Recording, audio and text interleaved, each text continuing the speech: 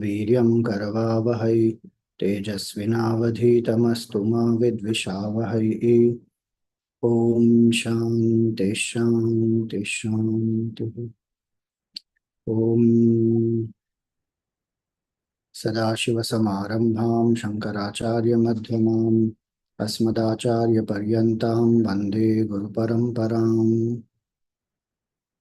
ॐ सच्चिदानन्दरूपाय विश्वोत्पत्त्यादिहेतवे तापत्रयविनाशाय श्रीकृष्णाय वयं नमः। समस्तजनकल्याणे निरतं करुणामयं नमामि चिन्मयं देवं सद्गुरुं ब्रह्मविद्वरम्। Hari Om, salutations to all. So in this fifth canto, we are seeing the different descriptions of levels of Naraka or hell. So we saw about few of the descriptions of Tamisra, Andhatamisra, Raurava, Maharaurava, Kumbhipaka. Continuing from there, even Kala Sutra we saw, I think. The sin that is committed is killing a Brahmana. And Kala Sutra is a hell where in flat copper surface heated by fire from below and by the scorching sun from the above, 10,000 yojanas is the area of this place. And the person gets burned there externally as well as internally by hunger and thirst, externally by sun and the fire, and lying down, sitting, standing up, running about for thousands of years as there are hair on the body of an animal. Then that is Kala Sutra. Then Asipatravana. So Asipatravana is if somebody has deviated from the path of the Veda without any need for it or the emergency or a dire circumstance and done adharma and takes up something which is prohibited, then one is beaten with whips. See, Asi means a sword, Patra means leaf. So forest where the trees have leaves which are very sharp, the edges are very sharp like a sword. So if the leaf brushes against the body, it will create cuts.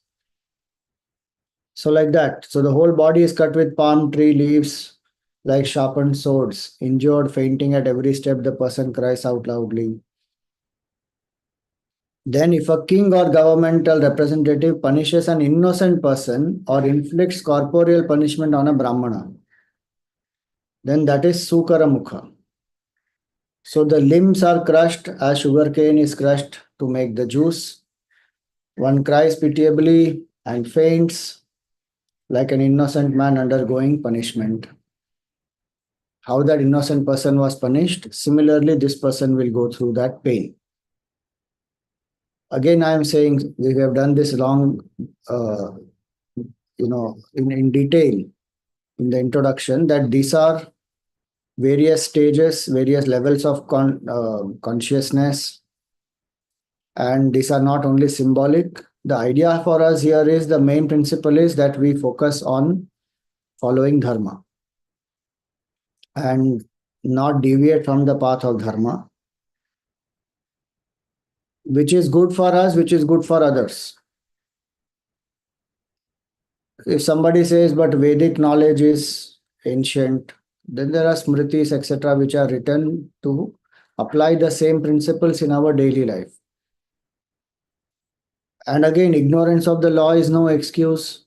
If I am seeing even in today's world, if I am not aware of the legal systems and I land up doing something, the judiciary is not going to spare. Even simple traffic rules and driving rules and all that, if I am not aware and I violate them, fine will be charged. One can't say I didn't know. It is one's responsibility to get that knowledge. Same way, Shastra, Gita says very clearly, Tasmat Shastram Pramanamte Karya Karya Vyavasthitav. What has to be done, what should be avoided, Shastra tells very clearly. And those principles, if we understand, and the purpose of Shastra is to make us not dependent but independent. So the buddhi then becomes capable of doing vivek, what is right, what is wrong, what is dharma, what is adharma. Interesting thing is people say right and wrong is very relative. There are many gray areas. And so they take a convenient stand, there's nothing right and wrong. Because there is gray areas, that's why Shastra has to be studied so that we understand, okay, in this situation, what is the thing that I can do? If I don't study the scriptures and right and wrong is a gray area, and I take a decision on my own, whatever I feel is right, there is so many times our mind plays tricks with us. So it's very important to study the scripture, to understand, to reflect upon it, and then act. Applies to any equipment or not. A computer, a washing machine, a fridge, telephone, cell phone, everything. There are certain do's and don'ts. If we don't follow those, that equipment can malfunction and even can hurt and harm.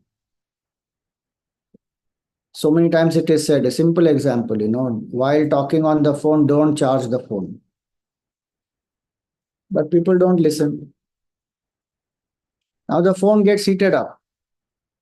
Now the skin will burn, and for some people the phone becomes so hot, and sometimes even it affects the brain.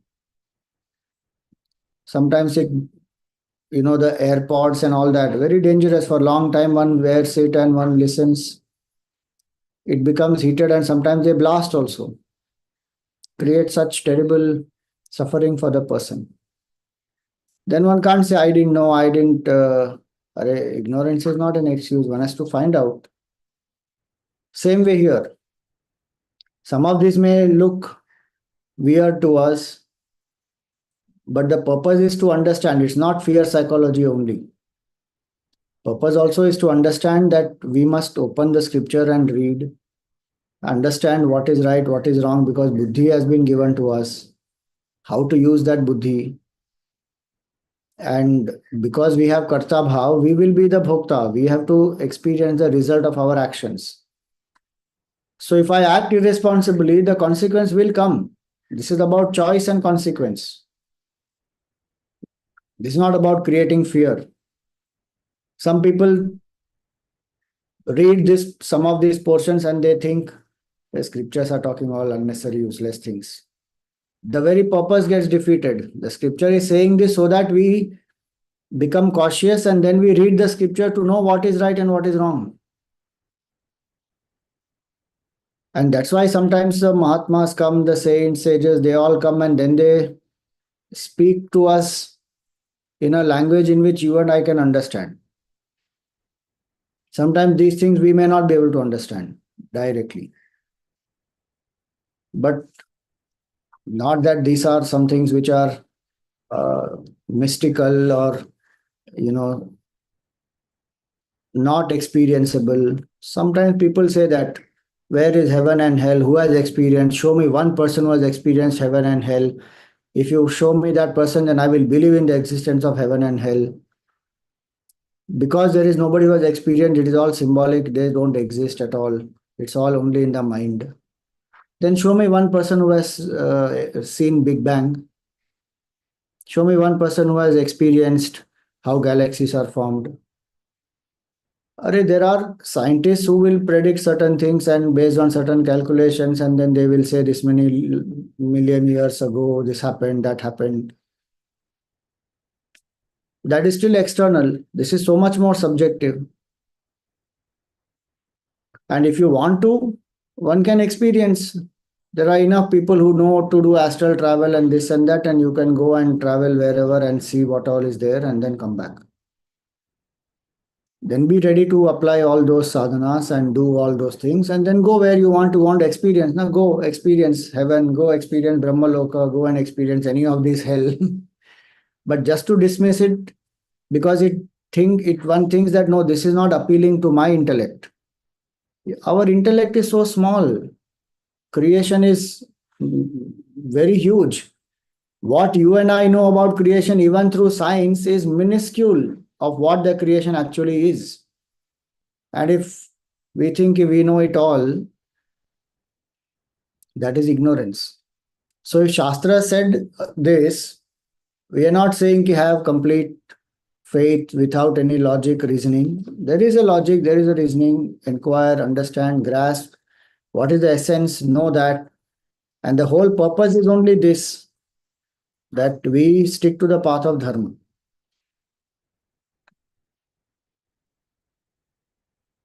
So many provisions are given even in law, in judiciary. If this kind of a crime happened, this is the punishment. Law books, etc., will write all that. So many sections and punishments and all that, and cases which are there as they are cited as examples and all that. We believe, no? Because it's in this realm of consciousness. Do we say, no, no, we don't believe, we want to test it, prove it to us? If somebody wants to test this, okay, test it and see if that result comes or not. But the point is only this. If we have Shraddha that a mighty intellect like Vedavyasji has written this, Vedavyasji is not somebody who is writing because of no logic or reasoning. He is the one who has written Brahma Sutra.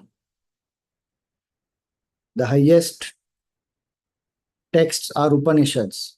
And resolving the apparent contradictions of the Upanishad, he wrote the Brahma Sutra. He is the one who has compiled the Vedas. He is not an ordinary person. He has written this. And he is avatar of Vishnu Bhagavan himself. So whether it is logic you want to see or whether it is bhakti standpoint one wants to see, if Vedavyasji has written this, there is a reasoning behind it also. There is devotion aspect also, that we have Shraddha in him and that what he has written. So we learn whichever way you see. The purpose is read this, study this, understand the choices have consequences and make the right choices. As simple as that. Continuing that, Krimi Bhojana, where one eats without sharing with the guests, old men, children, eats without offering the 5 kinds of sacrifices, that person is no better than a crow. Becomes a worm in a lake of worms, 100,000 yojanas wide. There he feeds on worms and the worms feed on him. Not having performed atonement, he remains there for as long as the sin remains. This is called Krimi Bhojana. The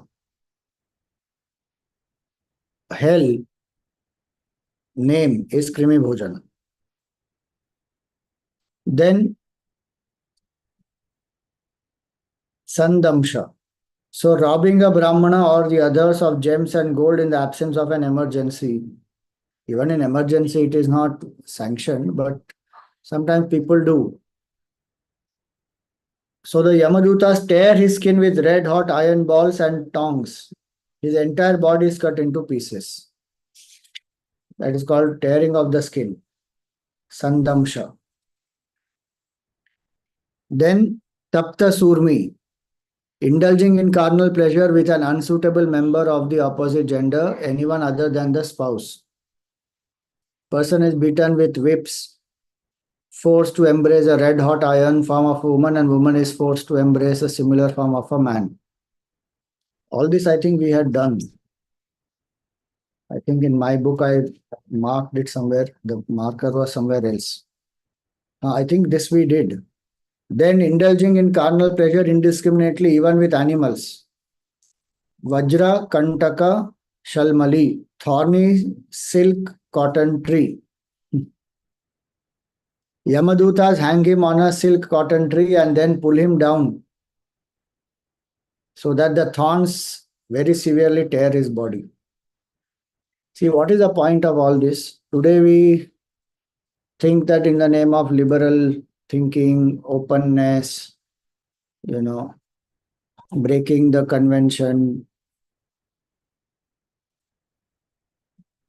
exploring various genders, what all logics are given, one wants to indulge. And now unnatural things with animals, etc., is also one people are doing. Means what? This human life, such a precious opportunity. I mean, obviously, it is each one's choice, and then, of course, consequences will come. The point is, Bhagavan gave us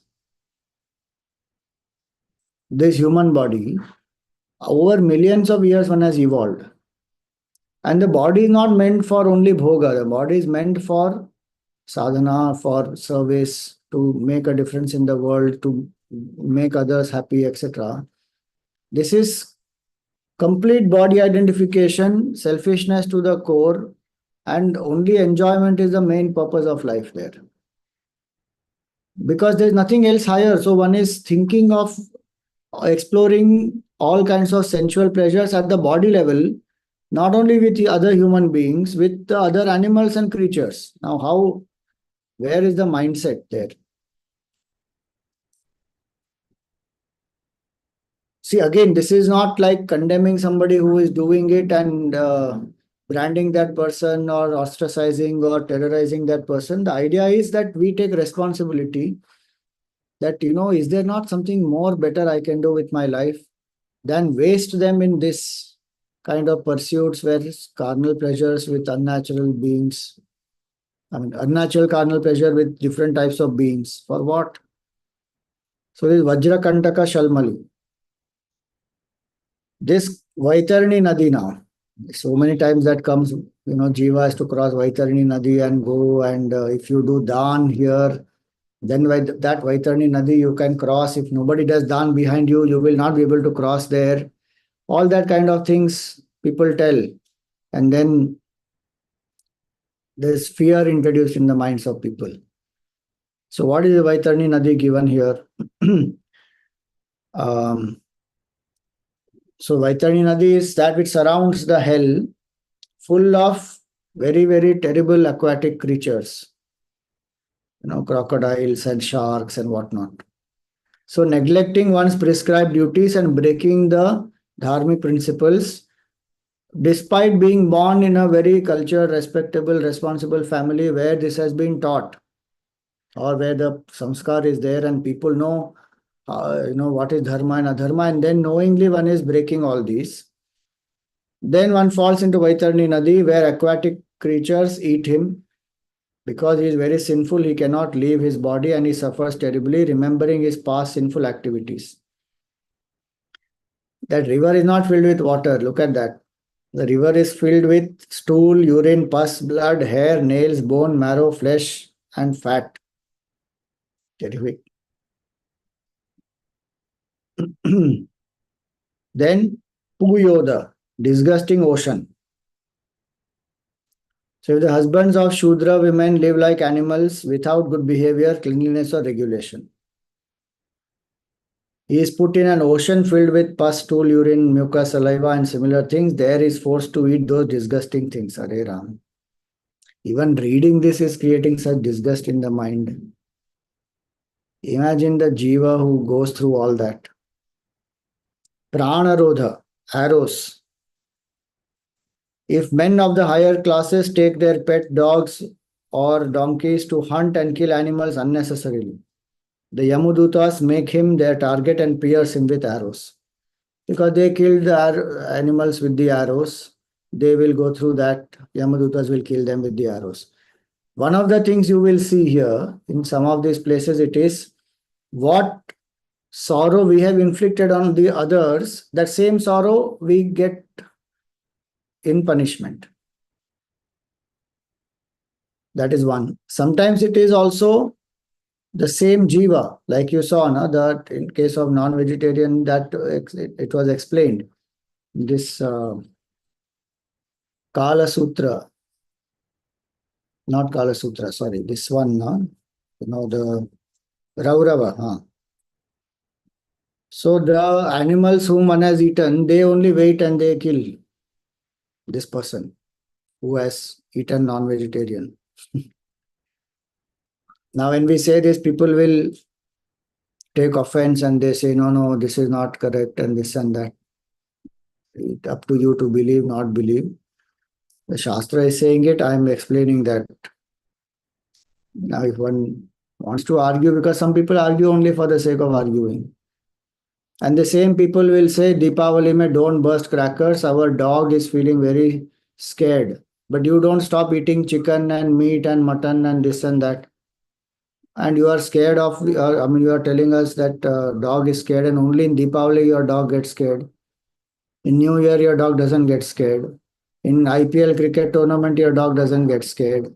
In marriage celebration you want to do, your dog doesn't get scared. It's pathetic. What kind of arguments people give? So, if they want to believe, believe, nahi to Ram Ram. Then comes Vishasana, that is pain and death. Sacrificing animals for material prestige. See that Shastra says even that you can't even sacrifice. People think that Bali is justified. It is not. In some particular form where they want to do that, that is also considered as tamasic worship. In Kalika Puran, etc., if you read, it will come. Because people justify it saying, no, Devi wants it. Some Devata, some small demigods, they may want all that. The Supreme Lord doesn't want all that. And that is, even there it is considered as tamasic worship only. Sattvic and Rajasic worship are better than that. So here very clearly it is said, if you have sacrificed animals for material prestige, for any yajnas are done for attaining more power, wealth, all that, then the Yamadutas kill him after giving him unlimited pain. Lala Bhaksha, terrific, river of semen.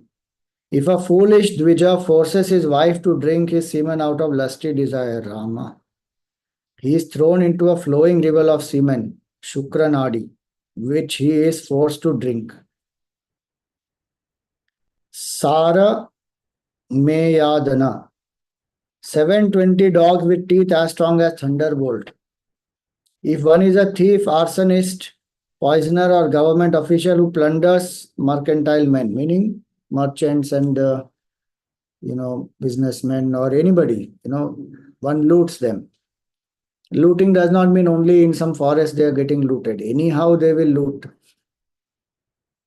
by imposing wrong kind of taxation or sending some thieves in the house itself or raiding the house on some false pretext, anything. There are enough ways people know. So 720 dogs voraciously devour that person. Don't ask me why 720. That explanation is not given here. Nor any other Mahatmas have explained why 720 only. Because any number you give, they say, why that number only? Bhagwan's Ichha now, he said 720 dogs will be there to torment such a person. They are there, khatam. Avichi Mat. Avichi Mat, place of no waves or water. This is the sin. This is the name of the hell. Lying or bearing false witness in business transactions or in giving charity. From a mountain 100,000, 100 yojanas high, not 100,000, sorry, 100 yojanas high, meaning 800 miles high. He is repeatedly thrown head first into a stony land that resembles water. Still he doesn't die. Then Ayappana. If a Brahmana's wife or someone following a vrata drinks liquor, or if a Kshatriya or Vaishya drinks Somarasa in illusion, then what happens there? They have to drink hot melted iron. Yamaduta stand on his chest and pour liquid hot iron into his mouth. Look at this. Today we are normalizing drinking alcohol and all that. And also, if you see in this, so many strict punishments are there for Brahmanas, Kshatriyas. So, on one hand, if people say that they have so much privilege and they are oppressing others, first of all, they should not oppress others, that is accepted. But the point also is the higher the responsibility one has, the greater is the punishment also that they will go through.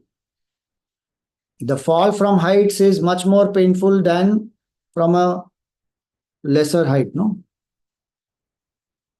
I jump from my table on the ground, nothing will happen much. I jump from 10th floor, gone. Like that. Somebody who is supposed to be very sattvic, when they fall, the karma phala of theirs is more terrible than somebody else because this person knows and has compromised and then has fallen. This person did not know, still the consequence will come, but the intent was not there. There, the intent was there. So, if one says the Brahmanas are considered as actually there is no psychological superiority or inferiority. It's only that they are Sattva Pradhan. So, they are higher up as though. Because Sattva Guna is subtler, Tamo Guna is the grossest, Rajo Guna is in between. So based on that, the Sattva Guna, the person has gone through and risen up to that level in evolution where Sattva Guna Pradhan one is. Now in that situation, knowing Dharma, and Brahmana is supposed to be knowing the Dharma and study and do sadhana and all that, live in self-control. If that person is not doing that then, and doing opposite, drinking and all that, and how much they show all this so badly in movies also, OTT platforms also. And there are some people who normalize it also in the day-to-day world. Somebody calling himself Swami and then drinking also. How can you do that? There's nothing, not a sign of modernity at all, and there's no need to do that at all. And that's a prohibited karma as per the scripture. But one is doing, and then people follow them as gurus also. He's a modern guru. Or what modern guru? You are doing something which is prohibited. You are not supposed to do that, and you are supposed to wean other people away from it because that is such a terrible thing to do, to drink that. But if one speaks that way, people think, oh, this is puritanical and this is taking extreme side, everything should be in moderation, and then somebody is drinking also, then oh, he's such a cool, what cool stupidity that is. Then be ready for facing the consequences afterwards. Ayappana will happen. Aya is iron. Ayappinda means iron ball. So here Ayappana means one has to drink hot molten iron. Then Kshara Kardama, pool of mud. If a low-born, proud person fails to offer respect to one more elevated by birth, austerity, education, behavior, caste, or spiritual order, he is thrown headfirst into a pool of mud where he suffers greatly.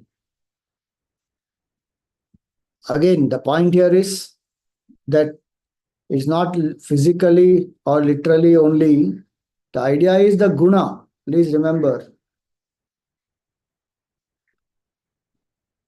the Varna Vyavastha, Varna Vyavastha is by guna, not by karma. Not by janma. But somewhere it became by janma. And janma is a secondary criteria. Primary criteria is the guna and karma. Why? Because even that janma will happen as per the guna and karma only. Not that somebody's janma will determine and define that person's entire guna. If somebody is born in Shudra family, it does not mean that that person is only tamasic. For whatever karmic reasons, that person is born in that family. There are so many examples of people who have changed their varna or not in Sanatan Dharma.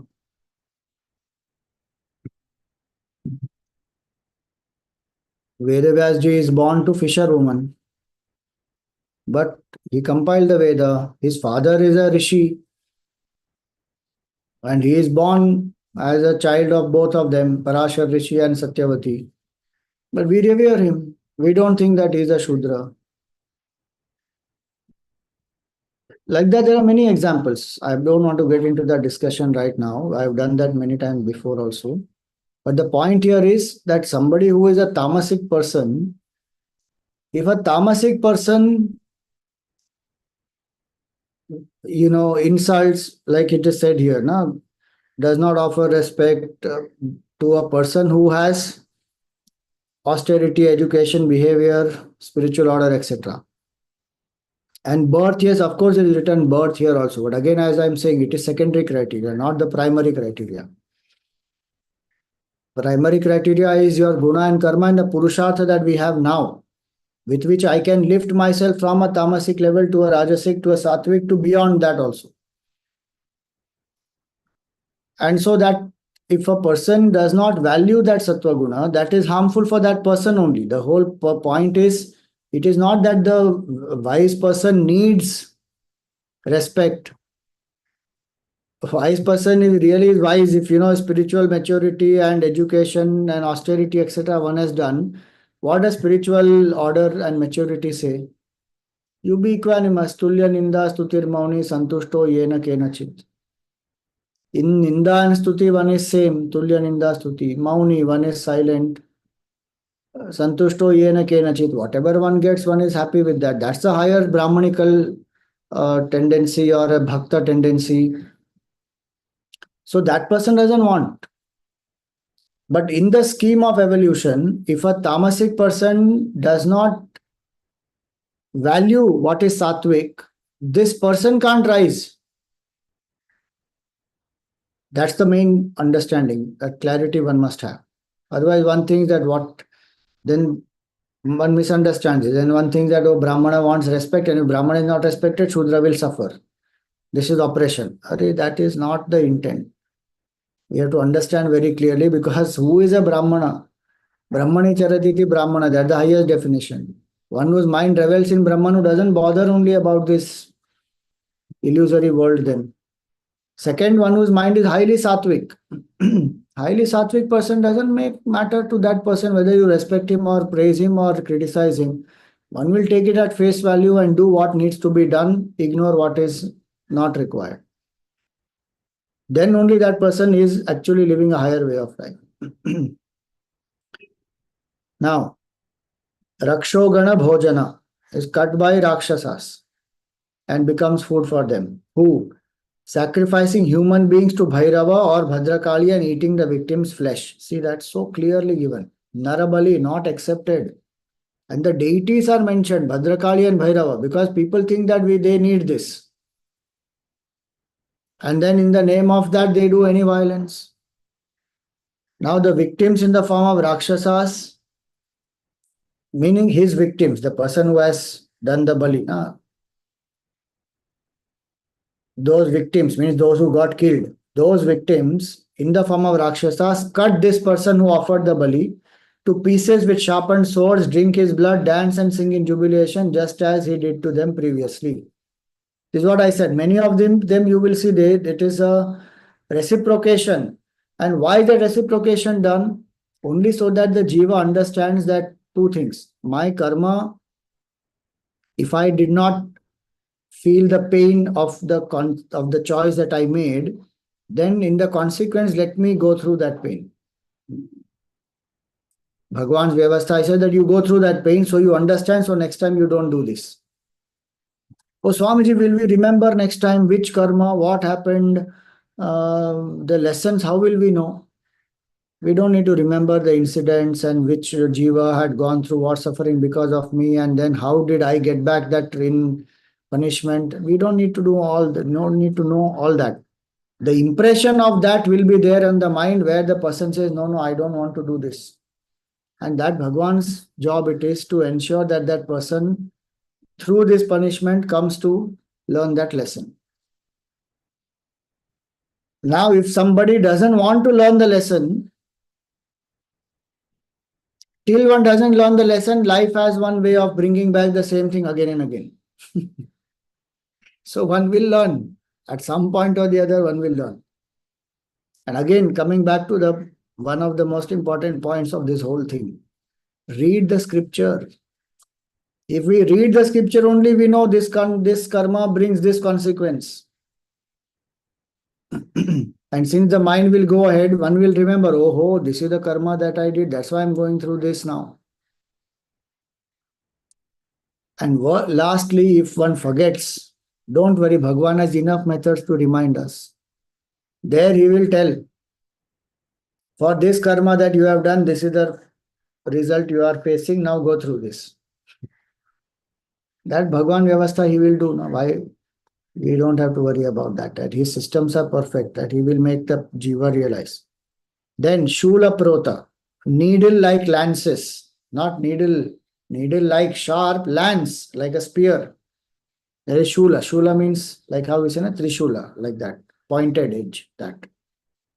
Giving pain to animals who are seeking protection by piercing them with lances and threads as if they were dolls. Some people do that. They torture animals. His body is pierced with sharp needle-like lances. He suffers from hunger and thirst and is attacked by sharp-beaked birds like vultures and herons. Then he remembers his sinful acts. See, lots of places it comes now. Then he remembers. Meaning Bhagwan's Vyavastha is there. Arey, I did this to that jiva, now I am getting this here. So next time I will not do like that. Then Danda Shuka, serpents. Being like an envious serpent, always angry and giving pain to others. Then one will become serpent with 5 or 7 hoods. No, serpent with 5 or 7 hoods eat him just as a snake eats mice. Then the next hell name is Avata Nirodhana, dark wells. Confining other living entities in dark wells, granaries or caves. If somebody has confined the other living beings for anything, to torture them, to make them suffer, to just for one's pleasure, whatever. Then he is pushed into dark wells where poisonous fumes and smoke suffocate him. Then Paryavartana, vultures pluck out the eyes. If a householder receives guests or visitors with cruel glances as if to burn them to ashes, hard-eyed vultures, herons, crows and similar birds gaze at him. Swooping down, they pluck out his eyes with great force. And Shuchi Mukha is stitching. Being proud of wealth, fearful of losing it and performing sin to earn more. Such people have a twisted vision and are like ghosts with no actual happiness. The Yamadutas, like expert sewers, punish him by stitching thread through his entire body like weavers manufacture cloth. Now this much is the description of hells. 28 types of hell were explained. Now don't think that there are only 28. It was said earlier, there are hundreds and countless, because the sins that human being can do are so many. Varieties are there, combinations, possibilities are so many. Principle, as we saw, has to be understood, that walk the path of dharma, be kind, compassionate, caring, selfless, serve the people, don't trouble anybody, and remember Bhagwan, do duties, all that. If one focuses on all that, there's nothing to fear. Now, Parikshit Maharaj had asked all this to Shukdev Ji, he answered. Now, this chapter is about sthanam. Sarga, Visarga, then sthanam, Poshanam, Utayaha, like that there are 10 topics. Sthanam is where is the whole universe resting, meaning what is the substratum, what is the support of the whole universe. So the whole universe is appearance of Bhagwan in Bhagwan. So the last part of this fifth canto is about that. He says here, um, in the kingdom of Yamraj, there are hundreds and thousands of hellish planets. Please remember, planets here means realms of consciousness. Don't think some physical, like this, gross locations. They are subtler planes of consciousness. All impious people, including ones not mentioned above, must enter these planets. And pious people enter the heavenly planets. But both categories of people are again brought to earth after exhausting the result of their pious or impious activity. So there is nothing called eternal hell or eternal heaven in Sanatana Dharma. One gets the result of one's karma, and when it is over, whatever is the balance from Sanchit karma which is ready to give result, that becomes the prarabdha, one will take accordingly appropriate bodies.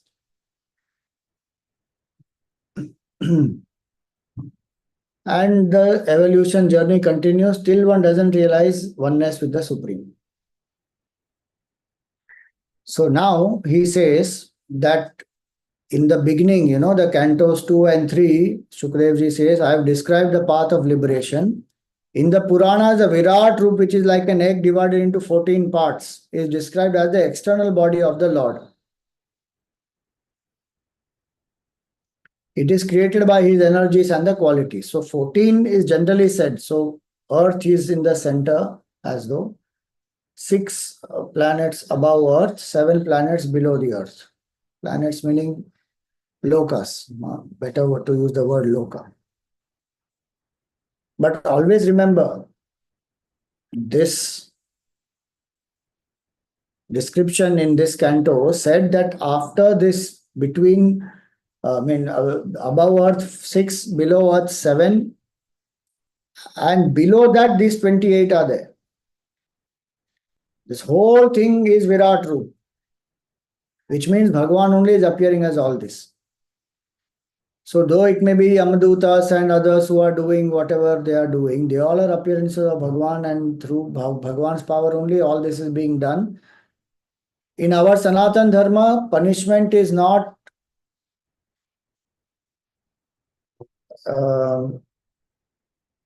it is a corrective measure. It is not something where a person is branded, condemned, and suffers eternally. It is an error in judgment, like Gurudev would say, it's an error in judgment, and one did something wrong, and for that one got the consequences of it, and with that it ends. Again, new opportunities a person will get to continue and evolve. So if one utilizes those opportunities, one will grow. If one doesn't misuses it, again one will go through those sufferings. So the choice is left to the person. But the bhav is this. For a bhakta, the bhav is all this is divine. And why will I do any sin then? If I feel all this is divine and the appearance of the Lord, I don't want to do any sin. I don't want to hurt anybody. So the bhav is Virat Roop. The whole Srishti is Bhagavan. So if one hears and explains this Virat Roop to propagate Bhagavata Dharma, Bhagavata Dharma means surrender to Bhagavan. Kayena vacha manasendriyerva buddhyatmana va prakrite svabhavat karoma yadyat sakalam parasmai narayanayati samarpayami. Full Bhagavad Dharma is in this one shloka. Meaning surrender everything to Bhagavan and be his instrument and do the actions dedicated to Bhagavan. Except prasad coming from Bhagavan. Know that I am not the karta. Prasada buddhi, Ishwararpana buddhi, and Nimitta buddhi. Bas. So, Nimitta buddhi, N. Then, Ishwararpana buddhi, I. And Prasada buddhi, P. P-I-N. Pin. If we pin this in our head, that is Bhagavad Dharma. That I serve Bhagavan, I dedicate actions to Bhagavan, I receive results as his prasad, and I know that I am not the karta, Bhagavan is the karta. Full stop. Then every minute one lives with this bhav or remembering Bhagavan, doing all the actions, then I'm following, I'm Bhagavad Dharma, I'm doing. then why will I do sin? Because selfishness is not there then. I'm only interested in seva. So propagate Bhagavad Dharma, one's faith and devotion will gradually increase and one will understand the topics of the Supreme Lord which are difficult to understand. From the external, meaning the seva as we keep doing of Bhagavan, then one will turn within. So the renunciate, the yati should first control his mind thinking of the Virat Roop. So the second chapter describes the whole Virat Roop. Then one contemplates in the mind. Full Virat Roop one brings in the mind and the Virat Upasana that is called. One will visualize 14 worlds and it was said, na, this sun and the moon are his eyes and all that and the whole description came. 14 lokas are the body of Bhagavan only. So one will visualize that and then gradually think of the spiritual form. Meaning what is the essence? Essentially Sachidananda. And by the devotional service, one can then realize the Lord's spiritual form, which is what one wants to realize, Sachidananda Swarupatma. Thus, he says, I have described to you earth, the dvipas, the varshas, the rivers, mountains, sky, ocean, all the lower planetary systems, the directions, hellish planets, stars, all this constitutes what? The Virat Rupa of Bhagavan, which is supporting all the beings. So the fifth canto is, this is where the fifth canto comes to an end by the description of all the various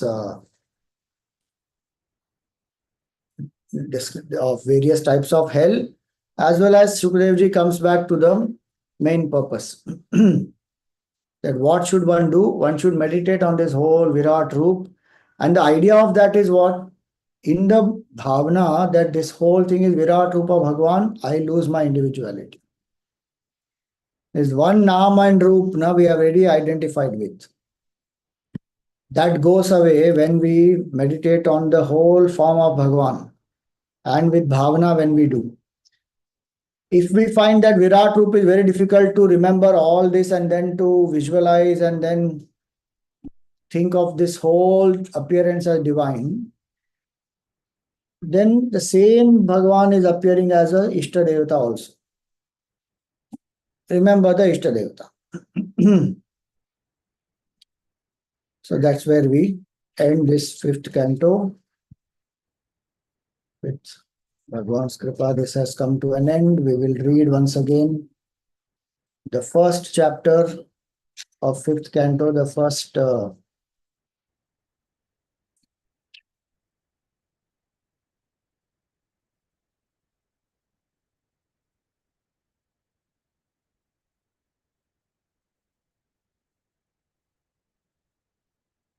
yes, the first shloka. Raja uvacha priyavrato bhagavata atma rama katham mune grihe ramatayan mulaha karma bandha parabhavaha. So may we continue studying this fifth chapter. This gave us so many details about Priyavrat Raja, then Rishabh Devji and Bharat Raja, and so many beautiful things we saw in this, and then the description of the whole, so many of this Jambu Dvipa and then Bharatavarsha and other Dvipas and each Dvipa, who all are worshipped, who is worshipping which form of Bhagavan. Many beautiful things have come. We will offer this at the feet of Bhagavan. कायेन वाचा मनसेन्द्रियैर्वा बुद्ध्यात्मना वा प्रकृते स्वभावात् करोमि यद्यत् सकलं परस्मै नारायणायेति समर्पयामि नारायणायेति समर्पयामि ओम तत्सत् ब्रह्मार्पणमस्तु ओम तत्सत् कृष्णार्पणमस्तु ओम तत्सत् चिन्मयार्पणमस्तु. Okay, so we will start the sixth canto after Deepavali, and announcement I will send. Then you can, and then we continue the sixth chapter. Yes, Nitaji. Hariam Swamiji, here it is says that Vaitarani Nadi, like a river, whatever, is like blood and everything, bones, nails, this. So, like people say that who sees that, who goes to hell or not. But here, when we see these things, is like a description of our body only, that we are in this body with the nails. I mean, this thing and pain in the when we have a disease and go to hospitals and go through it. Isn't it the same hell pain we are going through the Vaitarani Nadi? Yeah, see, the thing here is that at this level here, there is, as I said earlier, no, there are suffering at all the three levels: Adi Daivik, Adi Bhautik, Adhyatmik. Yeah. So if in the body, when we have disease and pain, we go to hospital, or somebody is having disease or pain, and then we have to keep going to hospital, then there is a sorrow we go through. Yeah, that's at this level. Yeah, that's what like people say, no? Yeah. But that does not mean there's no Vaitarani Nadi and one will not go through that ever. No, that is right. But here But only it is Adhidevik so is much there. pain, then what Exactly. will be there? That purpose, that has to be clear to them. Ki here itself is so much pain. Then what about that? And there one is actually drowning in that and surrounded by all that. Here at least that is not there. No? Externally that's not there. Internally, whatever it is. So the moha is there in our mind. Oh, this is so nice, and we pamper it and we do this and that.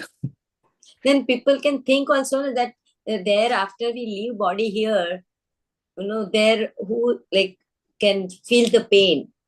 They don't understand, like who has not studied cannot understand that mind, that subtle body is going through all this pain and Subtle body doesn't only go through the, I told you earlier, no, the subtle body will take a gross body also appropriate to that realm. Subtle body but by itself can't go through anything. It will need a this particular body. this That's what is Preta Sharira or different beings which are there. No? One will take. mm, mm, Because that's what was said that the body is cut. Who will feel the pain of the nails and all that? There will be a particular physical body which will be given. But not that this body what we are seeing right now, that will be dropped here and gone, but the That some or the other kind of a form will be there to go through the pain and finish the karma and then go to another birth. correct. Okay. Hariom Swamiji, thank you.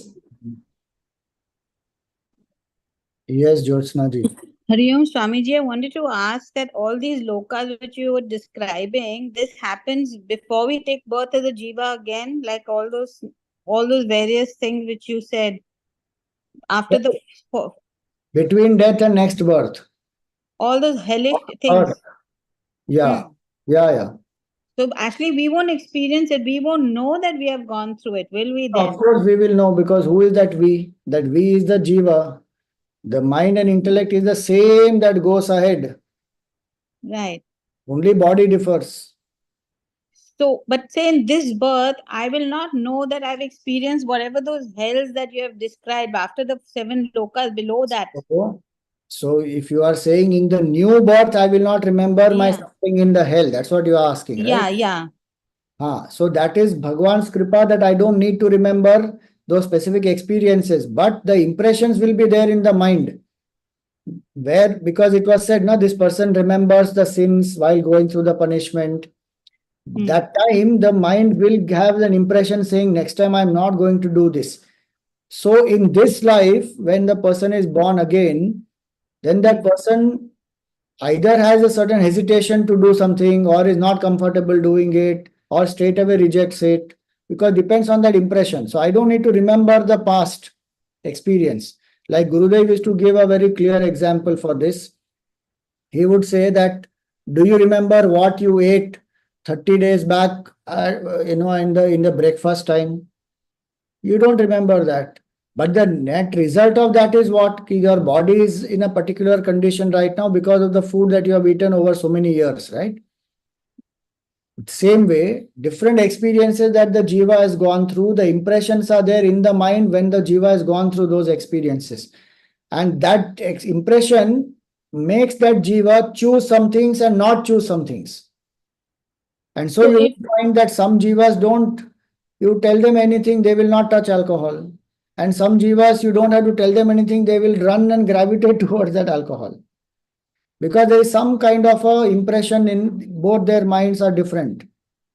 So you mean like those who have not will continue doing it, and like you said, some will not touch alcohol because they've learned the lesson through those lokas they've been through. So Yeah, sometimes, Swamiji, and sometimes they may not want to learn that lesson, so they may still go. so sometimes we have these phobias, which like a this crazy fear of a cat. I can't understand why. Like sometimes you have these phobias, you don't know why they come. Are these some impressions being carried over, you think? See, phobias are different. There may be some things which have happened in the childhood or somewhere unconsciously, certain impressions where one has seen something and then one got scared, or one got very uncomfortable. Sometimes it is that, but we are not aware of the causes. Sometimes, yes, it could be past life, some samskar I am bringing. So it's a combination. Now, we can't say exactly that all phobias are because of the hell one has gone through or any suffering like that. But possibilities are in this life or in the earlier life. If one really wants to go through it, then one has to go through all that past life regression and many other things, then one will find out. Like But this it's example is given now of that Brian Weiss in that book, Many Masters, Many Lives. See, so that Catherine, that woman who is there, now she has a fear that somebody will come and kill her from behind. Now they went into her past life and all, and then they found what? That there was some Janma in which she was a captain of a ship, and then that ship was attacked by pirates, and one fellow came from behind and stabbed that captain very, you know, strongly. And now that trauma of that incident is there in the mind. So that lady is carrying that in this life now. And so okay. she keeps feeling this. So the possibilities are, it could be from past also, it could be in this life also. Now that each individual only will know. Okay, so got it. Means so basically, like you're saying, just do good. Look, read the shastras, do good, and forget. Like you said, God takes care of you. Meaning, in the sense, He'll make you go through the experiences and give you that thing that don't. Why you may not want alcohol, or why you may not want something which you can't say why. It's Correct. His grace that has made you forget it also, but given you an impression. Correct. Okay, Hari Om Swamiji. Thank you. हाँ जी, श्रीजाता जी. Uh, Hari Om Swamiji. What about in houses or even in palaces where previously maybe the Britishers or other foreigners like Dutch and all soldiers have stayed, and they have misused innocent village girls, Indian village girls, and have killed them also, misused them, then killed them off. So what happens is the soldiers have left, but that house is haunted. I mean, the spirits go, and it is really true. I mean, it is. I mean, people have experienced. So now, how do you explain? I mean, they were innocent girls, and they had no fault of theirs, but they have been exploited, and then they were killed off. So how is it that their spirit becomes I mean, they commit, these spirits then commit evil things, like if people come to stay, they are killed off, or they are not allowed to stay yes, satisfyingly. I mean, they are disturbed and they are not allowed to stay. They are so much disturbed that the people, out of fear, leave the house, desert it, and houses become deserted. So how do you explain that? Because these spirit, the girls were not they were not evil. See, law of karma is, that's why very difficult to understand. In the Gita, that's why Bhagavan says, Gahana karmano gatihi. Strange are the ways of karma and not at all easy to explain or understand. Yes, if they were innocent, something has been done wrong, now they are disturbed and they want some kind of a revenge, some kind of a thing that has to be done so that they get released from there because they are stuck there. Eventually some grace of Bhagwan will happen and then somebody comes and they are able to get released from there doing certain processes, etc. I'm not an expert in that, so I don't have more comments to say on that. But the point here is that yes, those influences can be there in those houses. and people don't stay because the spirits are there and it is difficult. As far as those spirits are concerned, as per karma, whatever Bhagwan's grace, etc., happens, they will get released whenever and they continue their journey. Between that jiva as well as this person who has violated that jiva, again, Bhagwan will ensure that the karmic accounts are settled and they will get the particular punishments for what wrong these people did to those women or those girls. So that's why we need to have Shraddha that it will be finally Bhagwan who is the karma phaladata and he will do. Because in this there is nothing more that can be done. And as far as that person is concerned who is going to stay there, etc., if that mind of that person is strong, that person will not get influenced or affected by it. Nothing will happen to that person. But Yeah. today that is a challenge because not many people are established in their mantra, their sadhana, and so the minds are weaker. Then they will feel uncomfortable and scared, and then they will go. Yes. Oh, Hari Om, thank you, Swamiji. Pranam. Yes, Nilamji. Hari Om Swamiji. So, Swamiji, I don't know, I heard recently or read somewhere recently, which I want to confirm, that when a person is dying, all the sins that person has done in the lifetime or all the wrongdoings that a person has done come in front of him. In my understanding, it is not like that ki all the wrong things only come in front of that person. See, when the person is dying, if that person has not had bhakti and anchored in the higher attitudes of sadhana, the person may feel, if the person has been carrying regret in the mind, then the person may feel ki, oh, I did this, I did that, and why did I do it? Some kind of regret and those things may come in the mind of that person. Um, it all depends on their samskar. How much they have been able to accept, come to terms with it, forgive themselves, move on, focus more on sadhana, etc. If they have been able to do that, then none of that will happen. One will say only now I have few moments left, I want to remember Bhagwan, and one will go. It's not that in front of everybody all this happens. This is some kind of a thing that people say in general. Shastra doesn't say all that. And at some places it is mentioned that yes, when the jiva departs, then also the whole life flashes, which is not only negative experiences. All the experiences like how you see a quick in fast forward you see a movie like that.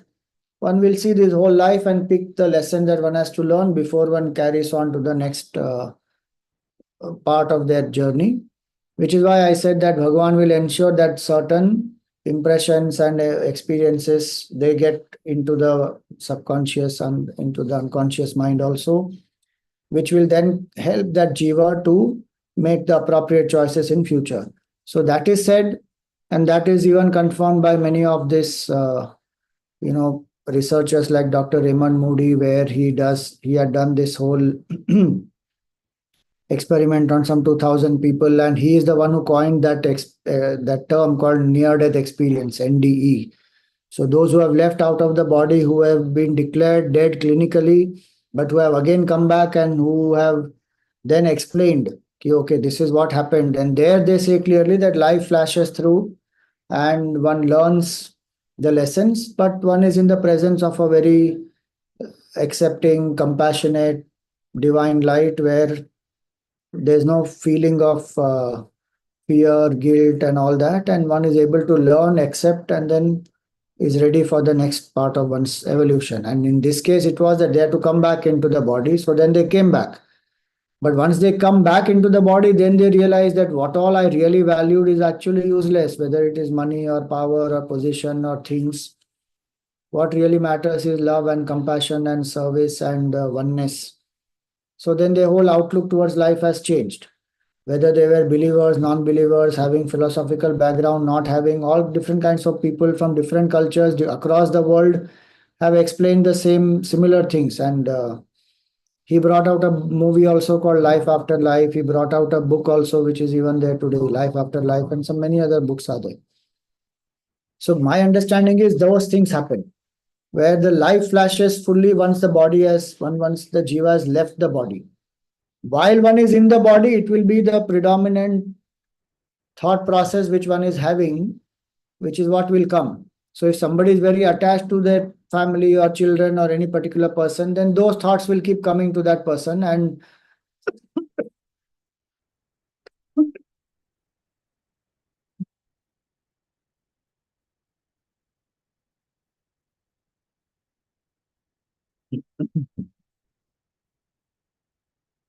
then then the thoughts of regret, etc., they don't come.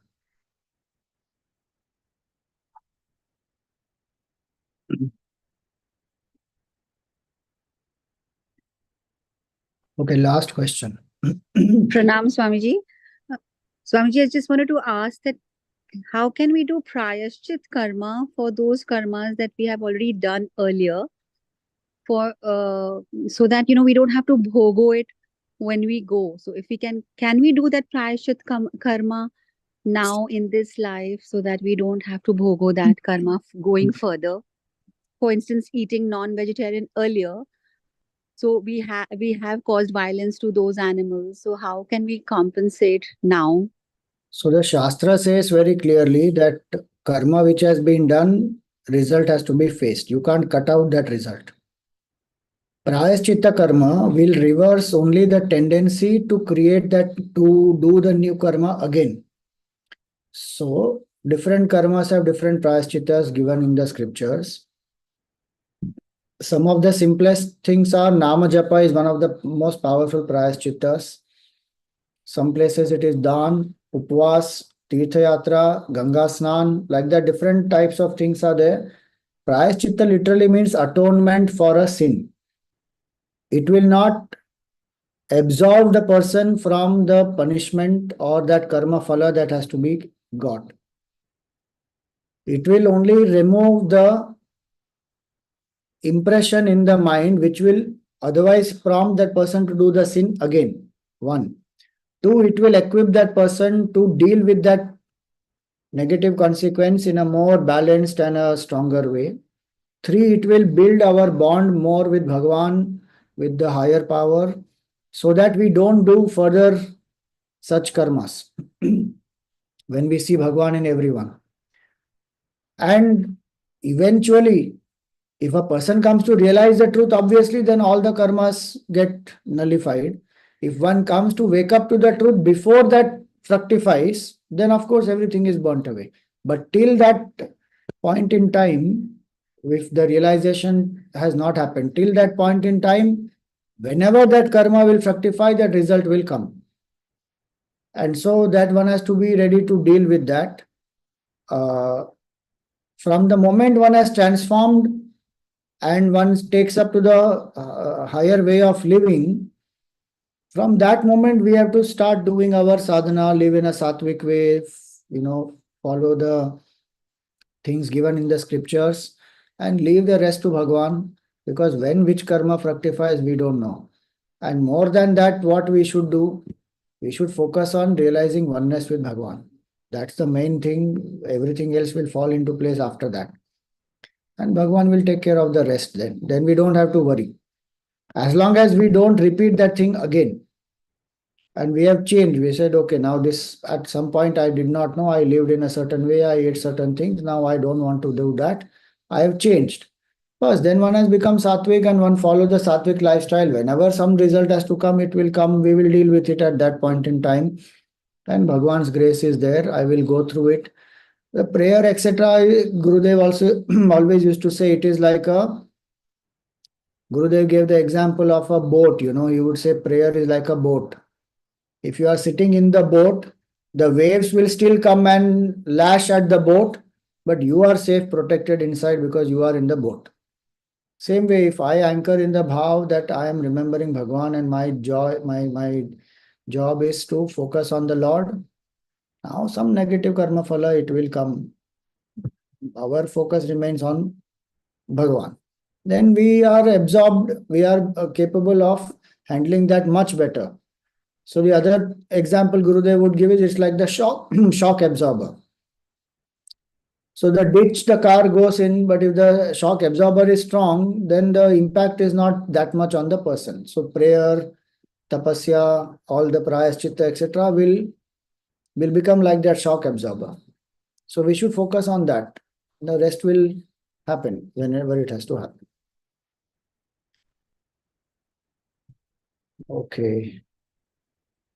Now, really last question. Okay, nothing more now. We will do the arti, and any questions after this you have, ask in the next class. Yes, Jyotsna ji. Swamiji, quick question. Like you were saying, when there's bhoot preta, then there's homes. You said if a person is doing their mantras and is stable in their sadhanas, then they won't get affected, or they will get affected? They won't get affected. They won't. I misunderstood. Okay. Thank you. Hari Om.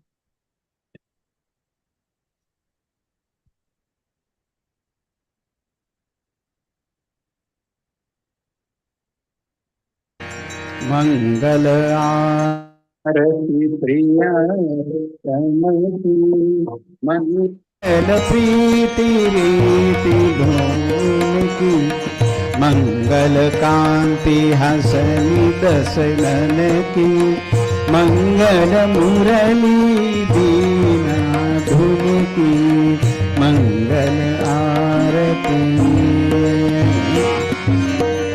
मंगल बणिक त्रिभंगी हरि की मंगल सेवा सब सहचर की मंगल सिर चंद्रिका मुकुट की मंगल छवि नैनन में अटकी मंगल आरती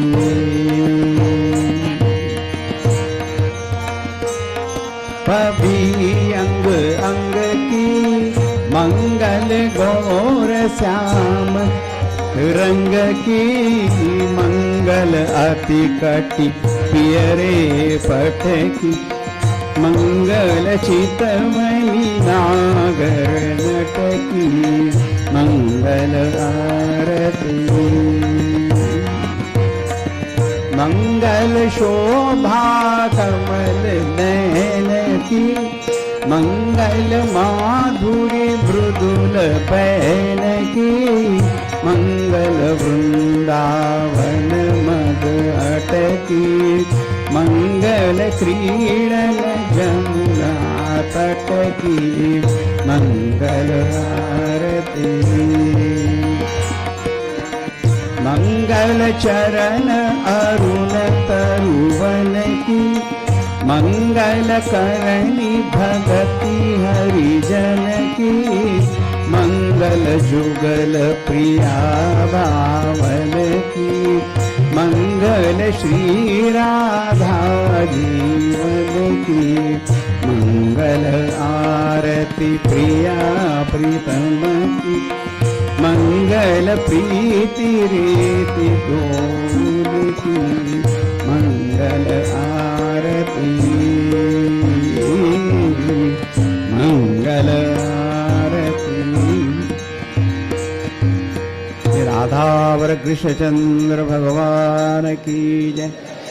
ओम न तत्र सूर्यो भाति न चंद्र तारकम् नेमा विद्युतो भान्ति कुतोऽयम् अग्निः तमेव भान्तमनुभाति सर्वं तस्य भासा सर्वमिदं विभाति। श्री सद्गुरुनाथ महाराज की